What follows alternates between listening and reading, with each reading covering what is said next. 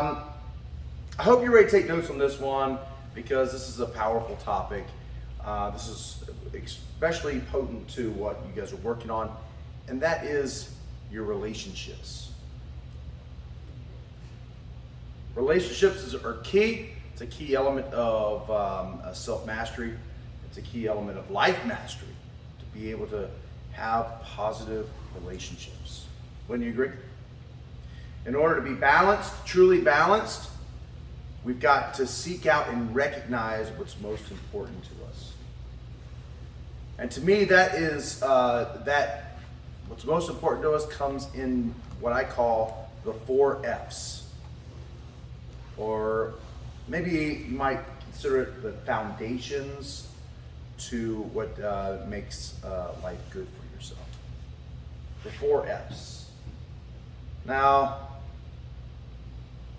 there's many reasons why people may slide down the sort of like the endless pit of despair and not being able to connect with other people.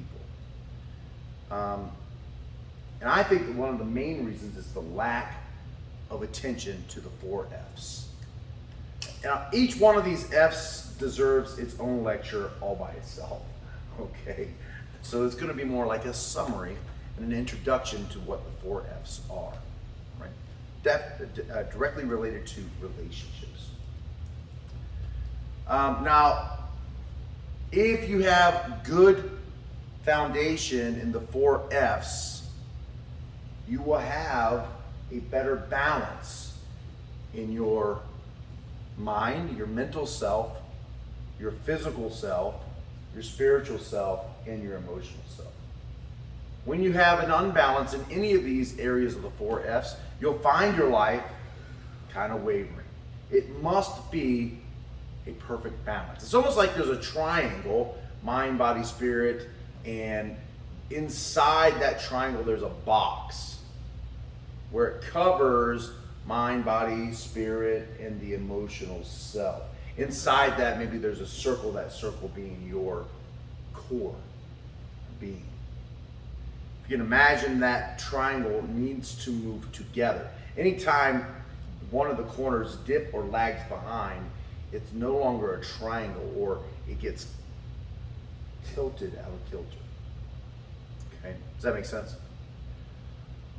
So the 4 F's, we're going to start with the first one, your fitness, your physicality, your physical. What does that have to do with relationships? It actually has a lot to do with relationships, because if you're not healthy, and I don't mean you have to be a big muscle-bound guy or fit as a marathon runner or skinny like a basketball player. I'm not saying that. What I'm saying is your overall health. Your fitness is your health. No matter how much money in the world you have, if you're sick, it's going to make you suffer. You're going to feel a lot of pain. If you're dying from disease and hurting because your physical health is bad, again, that's going to affect everything around you. Your health is the primary thing that you have. And by the way, for the most part, you have a little bit of control over. You can control whether or not you are eating like a pig or not. You can control whether or not you put rubbish in your body or not. You can control whether or not you move throughout the day. You can control whether or not you stretch or not. You can control how much water you put into your body. You have control over these things. One of the very few things you have control of, actually the only thing you have control of, is yourself. You have control of whether or not you deep breathe or not. Life is a full contact game. In order to play this full contact game efficiently, you must have your physical self in check. You can't sit on the sidelines and expect to win at the game of life. It just won't happen.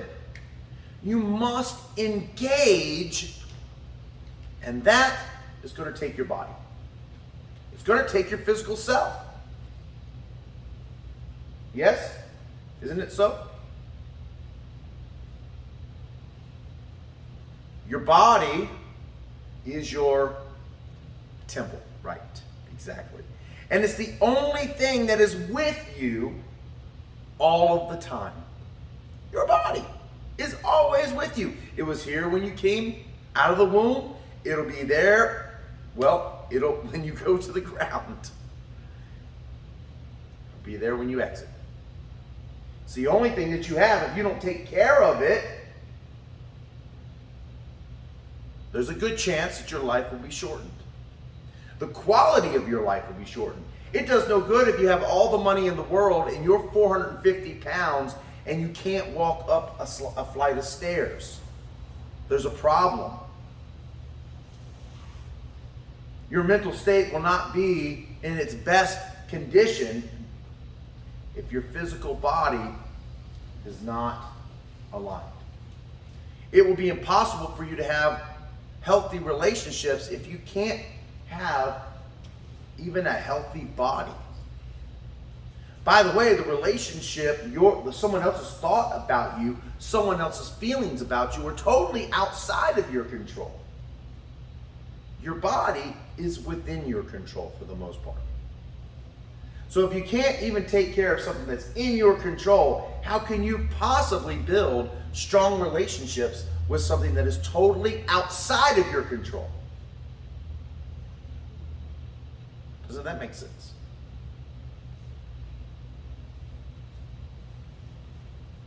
There's nothing that you can do throughout the day that does not involve your body.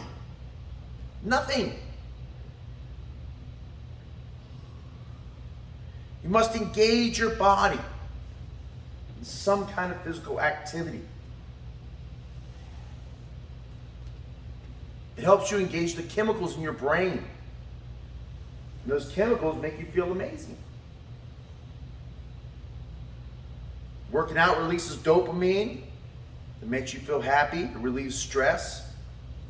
It's an absolute must.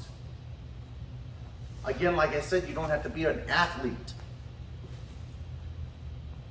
I never considered myself to be an athlete, but I move my body every day.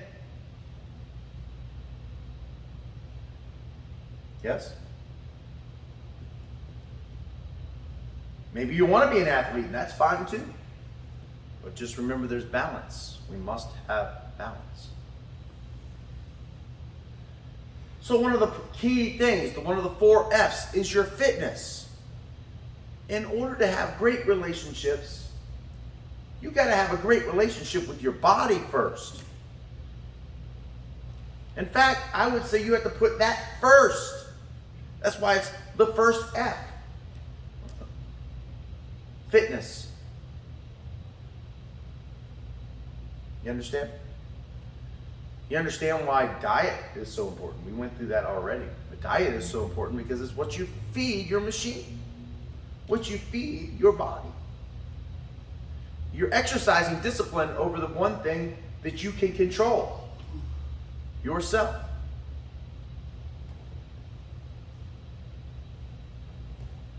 The next F is family.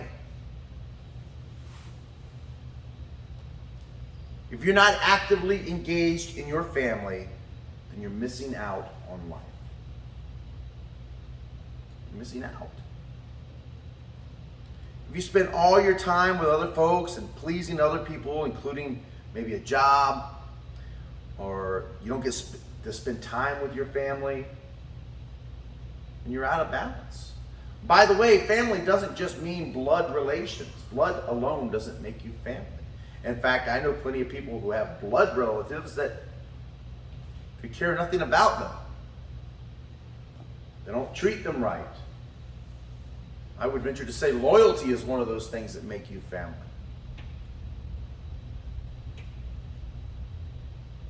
Blood doesn't always make you family.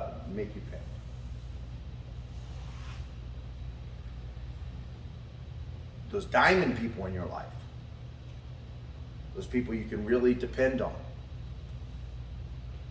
Those people that'll take a bullet for you. Not many of those people out there, believe me. The buddy you met on the street a few months ago that was selling you dope is not going to take a bullet for you. So don't even listen to what he has to say. It's insignificant and not a true friend. The girlfriend you just met 6 months ago and you're so madly, passionately in love with, probably is not going to take a bullet for you, so don't even think it. True family will, though. True family.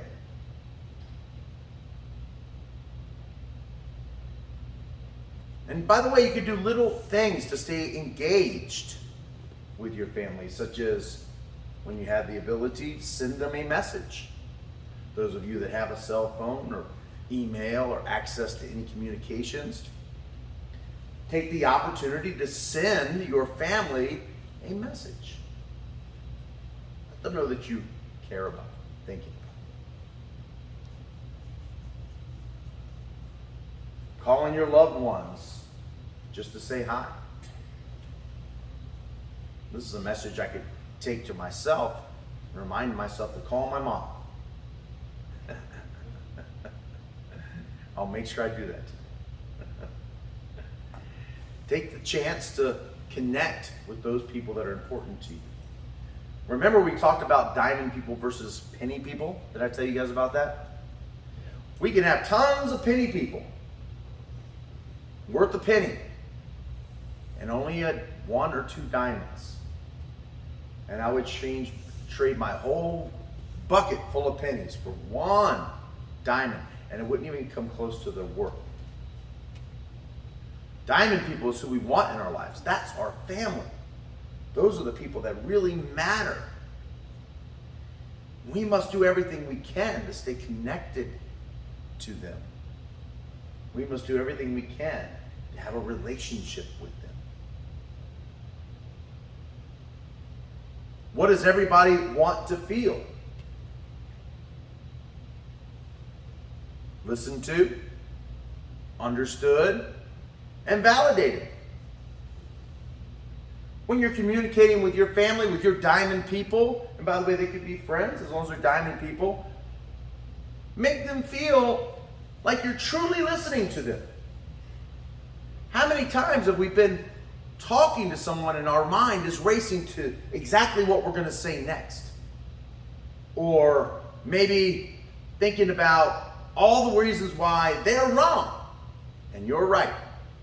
Or maybe you're thinking about lunch, totally not listening to them. When that happens, you don't really understand what they're saying. Have you ever been talking to someone and they are completely zoned out and they are interrupting you and they're just interjecting their thoughts over top of yours and they turn it into them, make it all about them? You know the people that I'm talking about? We've all experienced it. Hopefully you're not doing that yourself. Does it make you upset? Does it make you feel like you're less important? Of course it does. Everyone wants to be listened to. Everyone wants to be understood. When someone listens to you and understands you, you feel completely validated in your personhood. You feel respect. You know that they took the time to listen. How important is that to do to our family? More important to do than anyone else. I mean, you can use the love concept and take it to a job interview and score great. You could take it to a social convention or a networking place and you do that and you're going to be a hit. But when you do it to your family, to your diamond people, that's when the power of the love principle really shines.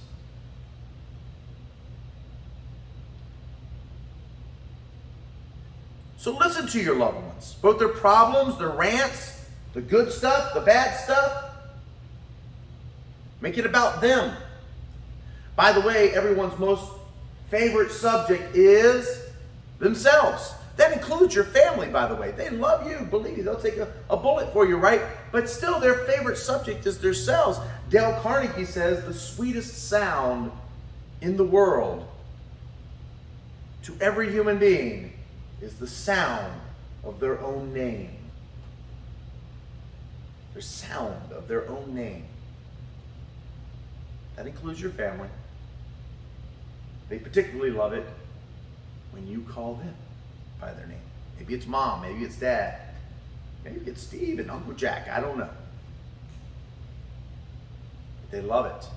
Everyone does. Listen, understand, validate. That makes them feel respected, appreciated. The minute that breaks down, the minute you don't listen, the minute you fail to understand, remember how you feel when someone does that to you. Do you feel disrespected? Do you feel like you're talking to a brick wall or wasting your time? I bet you do. So family, in this box, in this square within the triangle, becomes very important. Family. The next we got to talk about our faith. Faith has got to be one of the F's. Now you might not have a faith at all, and I'm not talking about necessarily your religion, although what I would encourage you to do, regardless of what your religion is to connect deeply with your own personal spiritual root. Connect deeply with your own personal spiritual root. I don't care if you're a Catholic, a Mormon, a Buddhist, or a Wiccan. Connect with your own personal spiritual root. It's so important. Invest your time in the building and growing of that root. Whatever you really believe in, invest your time and effort in it. It's so important to invest in your spiritual life. And you might say, I'm an atheist. Wonderful. You invest in that.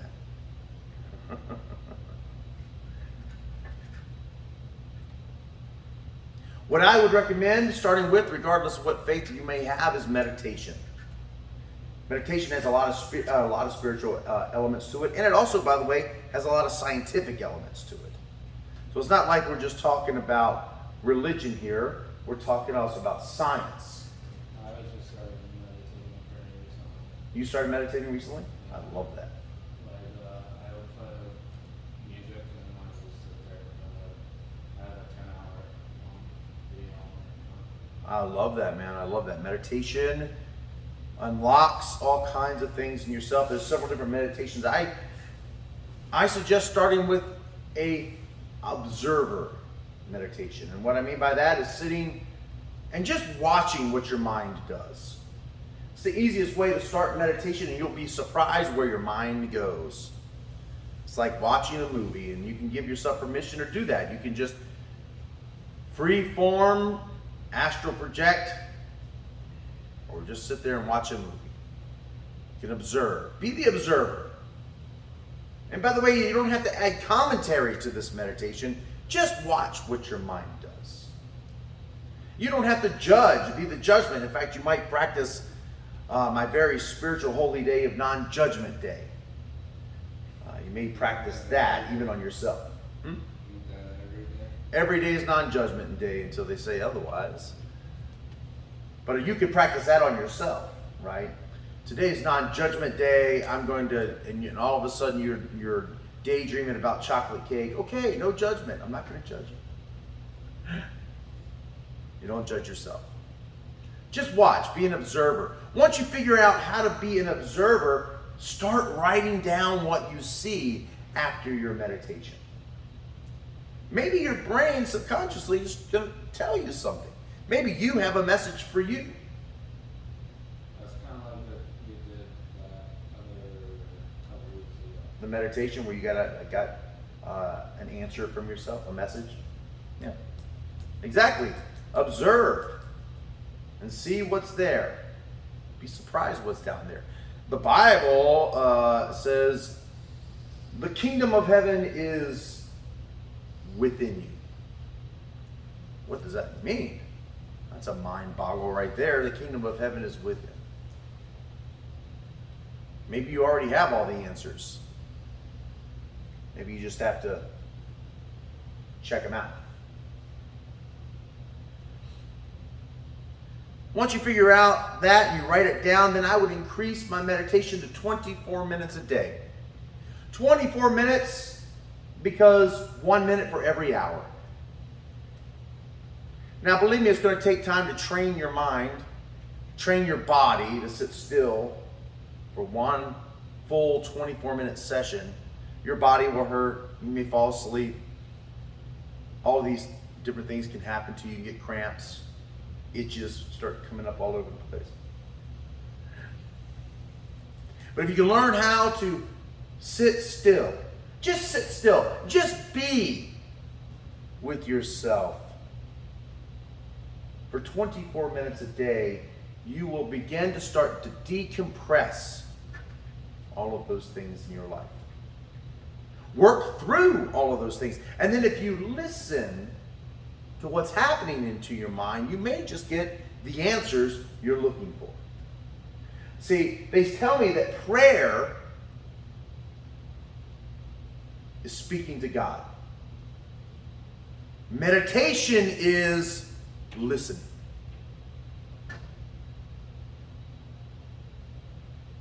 Take the time to listen without commentary, without judgment. And once you get that figured out, then you can start controlling the dragons in your mind, the dragon of the past and the dragon of the future, and all of these different dragons, the dragon of fear and doubt, and all of these different things.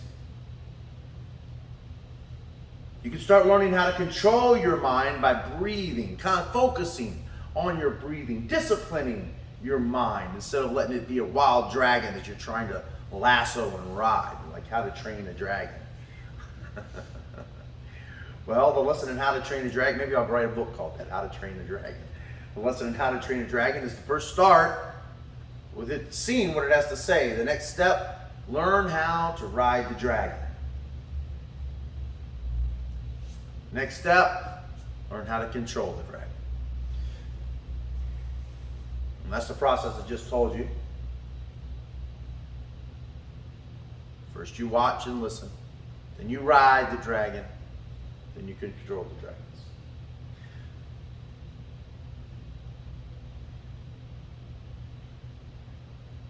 This is an incredibly powerful spiritual path.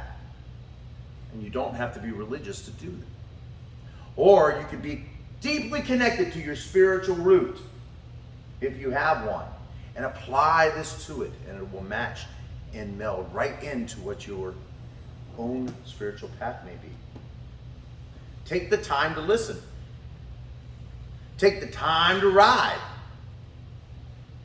Take the time to train your dragons in your mind.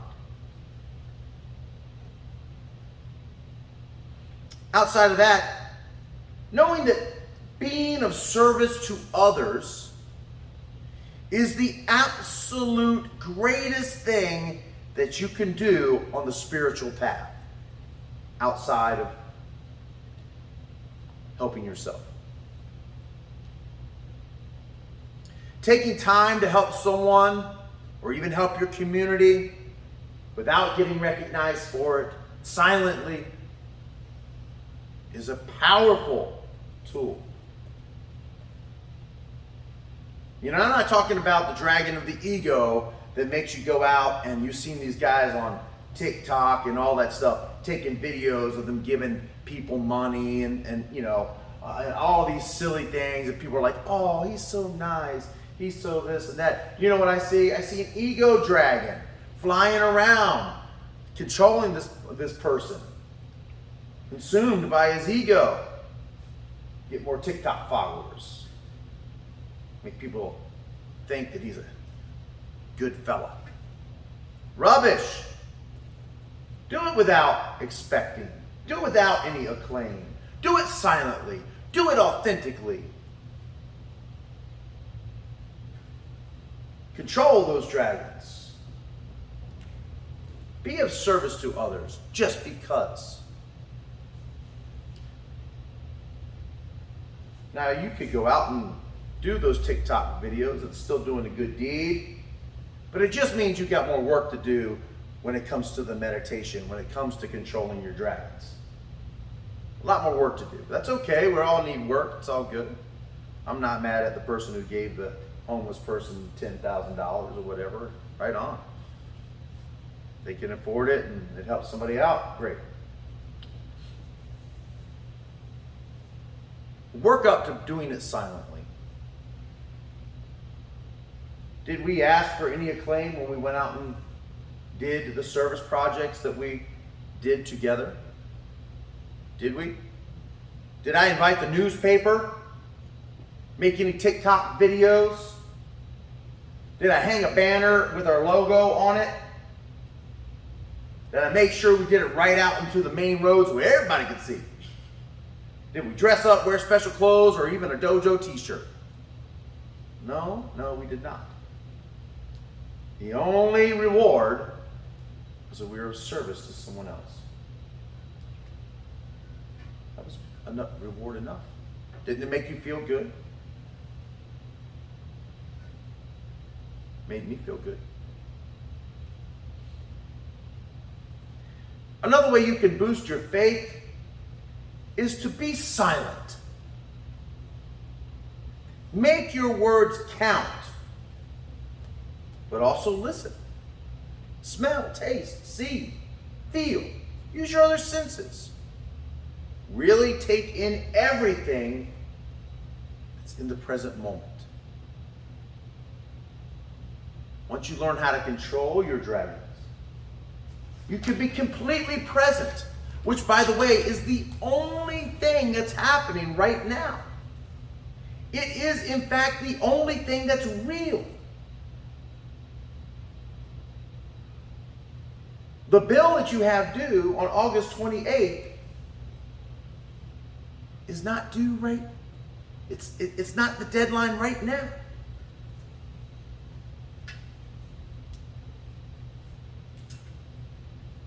The only thing that's real is happening in this moment.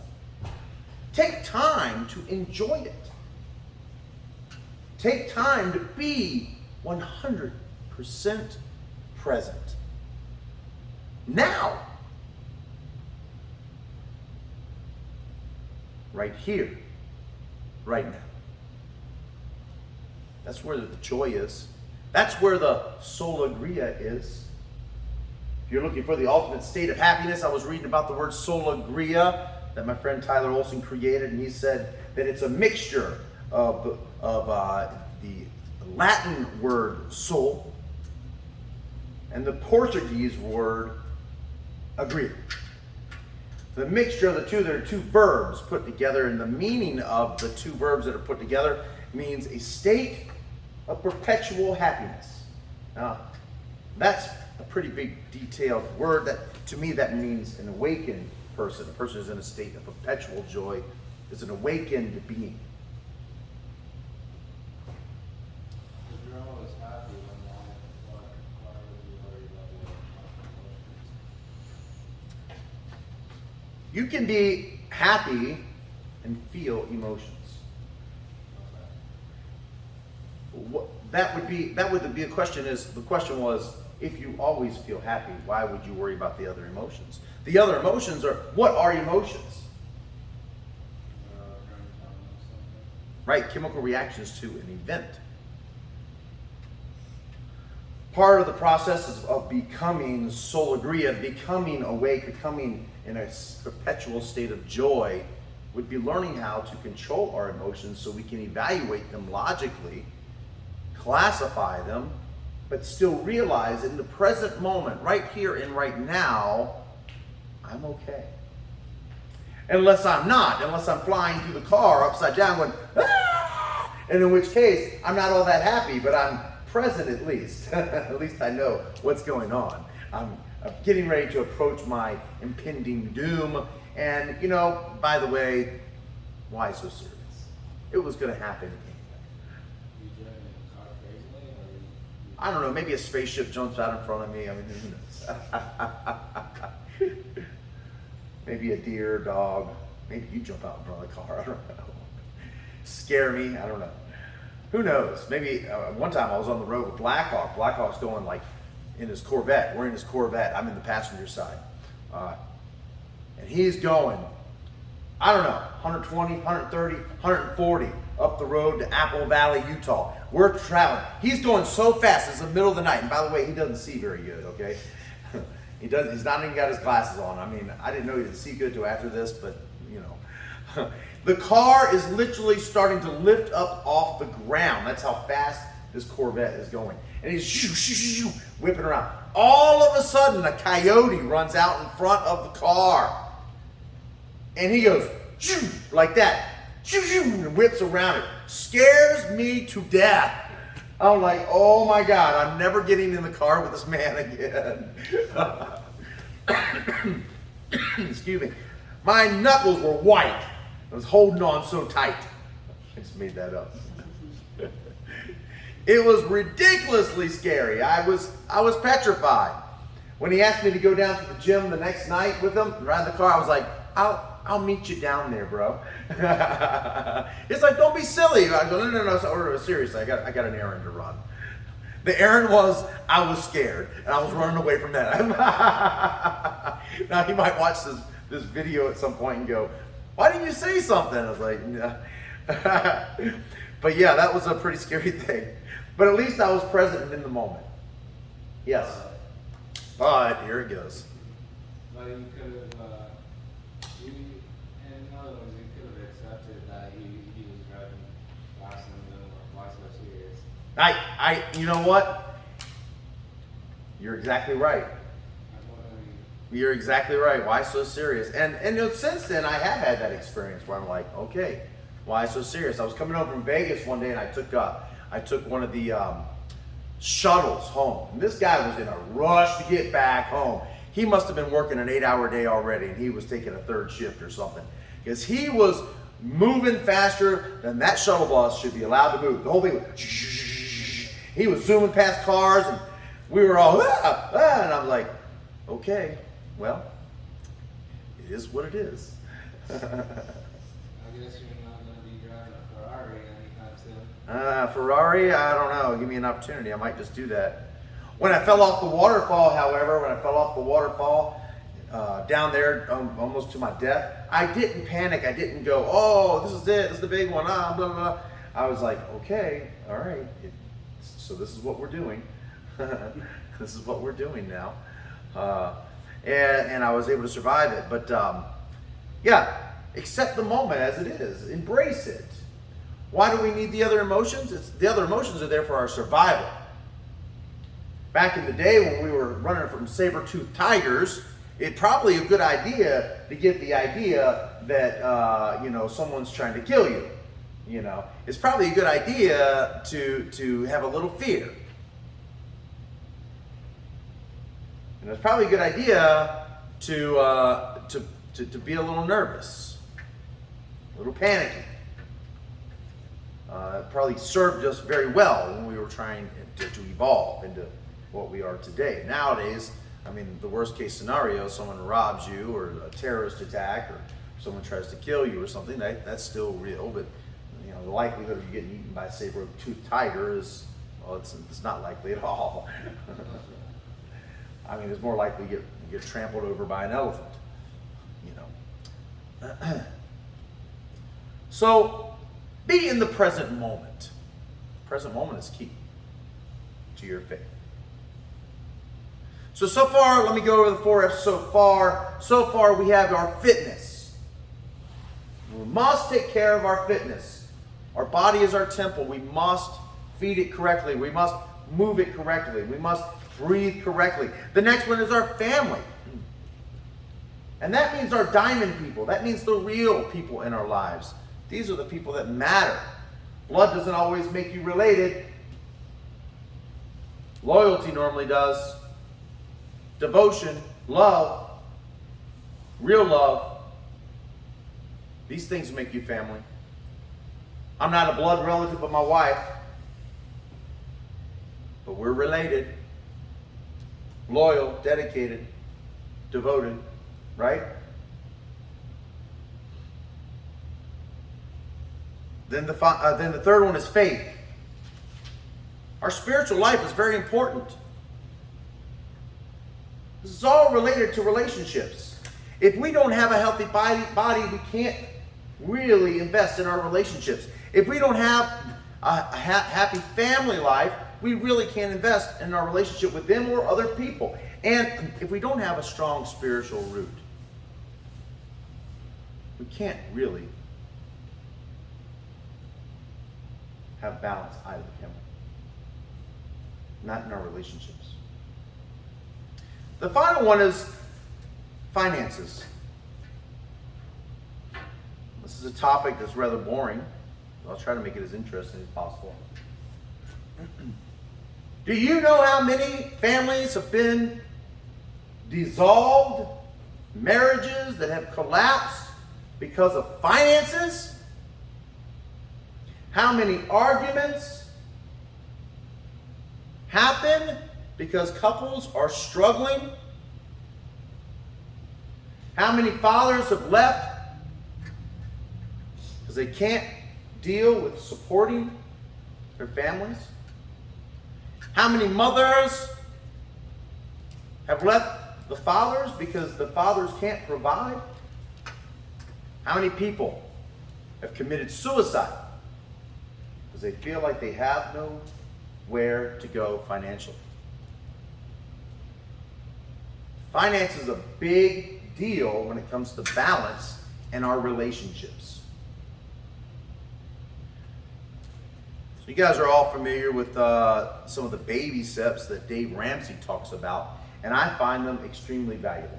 I do it in my own life now. I wish I was a young man and did it when I was younger. One thing that Dave Ramsey suggests and I recommend you guys do immediately is put $1,000 in your bank account. Now, it's not that daggone hard to come up with $1,000 if you stop doing a few things. There's plenty of people, myself included, that love to stop and get a cup of coffee. Now that's, well, in this day and market, $3, almost $4 a cup. If you get an energy coffee, that's definitely $4 or $5 a cup. $6 at Starbucks. They like to do that at least 5 times a week. What's 5 times 6? 35? Is it? 30? 30? 30 times 4 is what? 120. 120 times 12?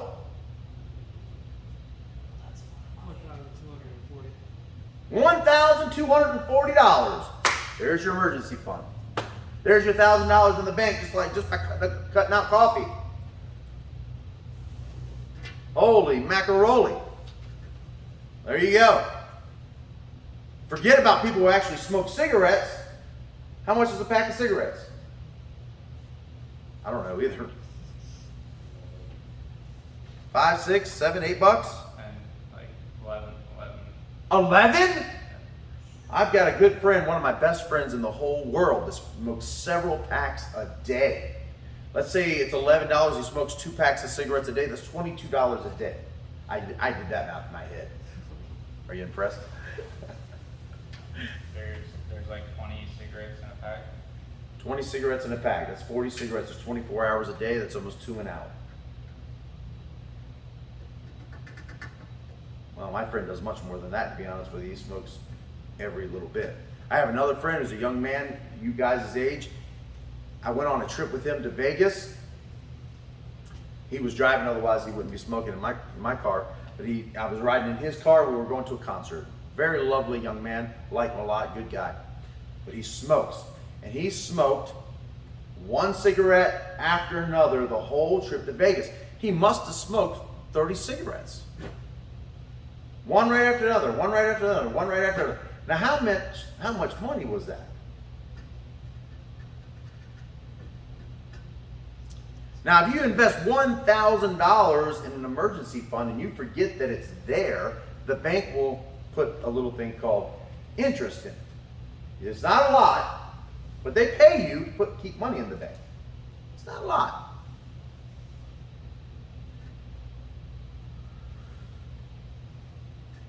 Super important.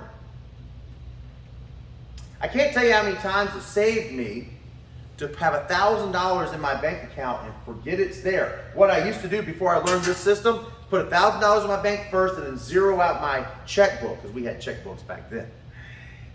I'd zero it out. So I'd say, no, I got no money. My next paycheck comes in, $400, whatever it was, boom, I only have $400 in the bank. That's what I have to spend. And that's what I would tell myself, only $400. And I would spend my appropriate amount, pay my bills, boom. And $1,000 was always my buffer, just in case. Now I like the better idea of putting $1,000 in the bank account and not touching it at all. An emergency fund. If you have debt, Dave Ramsey says pay off your debt. Focus on the smallest bill first. Make minimum payments on the bill, on the other bills. But you focus on the smallest one first until it's completely paid off. You guys are familiar with that already, right?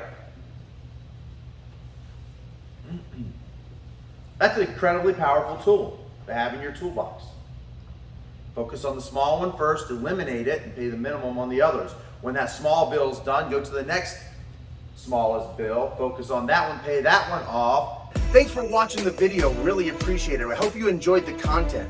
If you're liking what I'm bringing to you, please subscribe to the channel, like this video, and don't forget to hit the little bell so you know when I'm coming live again. Until next week, we'll see you later.